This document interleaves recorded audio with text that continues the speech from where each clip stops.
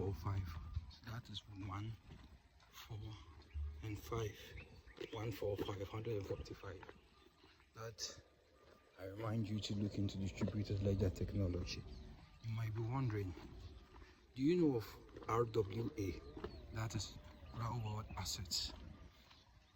Think of it like this: with blockchain, I can even tokenize the house you are living in and sell it on the blockchain. So we have something like Ondo Finance, ONDO, and it has tokenized treasury bills onto the blockchain. So now you can buy treasury bills on the blockchain. Think of it. This is the kind of future we are living in. And I don't know if you guys are aware. You understand? You can literally buy treasury bills on the blockchain. And guess what? You don't need any intermediaries.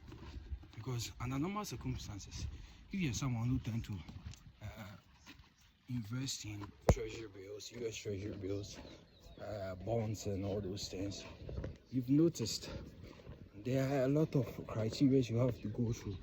Even someone who's an African is like, how can I even dare trade in the US treasuries? But you see, on the blockchain, it is different. Everyone is able to participate in the system. So if everyone is able to participate in the system, I have a question. Do you know where I am? That I am participating in the system. I just need my wallet. And now on Ondo Finance, you can do that. But this is just one of the cases. Scale it up years to come. Almost every financial instrument that you think is a money making scheme for you is going to be tokenized on the blockchain. And I think I also made a tweet. So yes, look into it. Do your research. It's very, very key. Ondo Finance. They are tokenizing assets. And if you miss this, it's on you and no one else. You understand? So for those who are investors, this is not financial advice, but you can look into even the token, the Ondo Finance, because as soon as you buy the token, what happens is, as soon as I buy a treasury bill from Ondo Finance, I'm giving their native token, which is it OUSG? Yes, OUSG, something like that. And I'm just, the token is just gonna grow in value. Because why? Because I'm invested in treasury bills, which traditionally I would have to go to a bank, fill out some forms, ask me some necessary and unnecessary questions, and and I don't even know what they're going to be doing with all those things. But that also slows the process down. And now here lies the case. This is fully on chain. And when we talk about blockchain got no time to deal with intermediaries.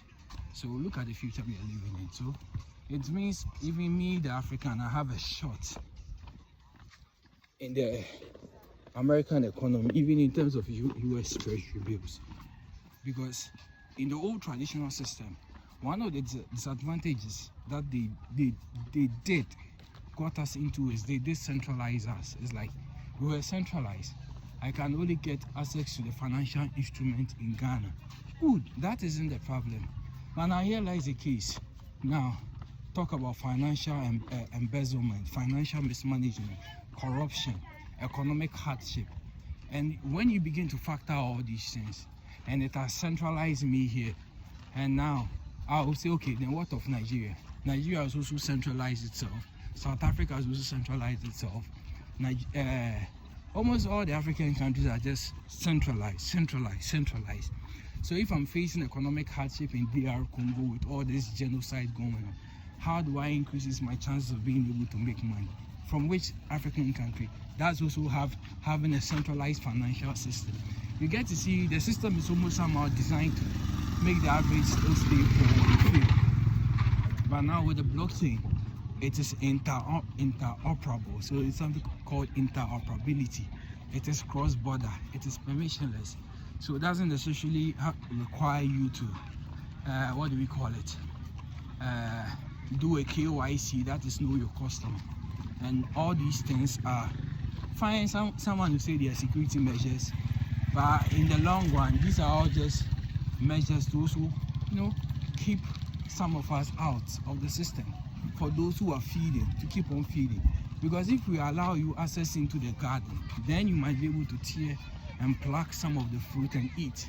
But if we, we gatekeep it, how are you going to get in? You see? And now blockchain is opening that door. But that door, the question is, how long is that going to be open? When we have public blockchains, we have private blockchains, we have CBDCs. Which one is your government going to adapt? And which one is you people, which one are you going to allow them to use? Because, see, if we find ourselves in this age where now Ghanaians, Africans, we are embracing these decentralized networks and we are using, the government in the beginning will try to attack at the system. But the question is, how do you crash a decentralized system? So there, it will give Bank of Ghana, Bank of Nigeria, all the banks in Africa no option but to find ways to adapt and regulate it. So they say, what if you can't beat them, just join them? And that is what I'm thinking that they are going to be doing if we get our things right. So daily reminder 145, one long video that I just made. So strive to do your research, learn. There's a lot, there's a lot to learn. And I'm even here with my son.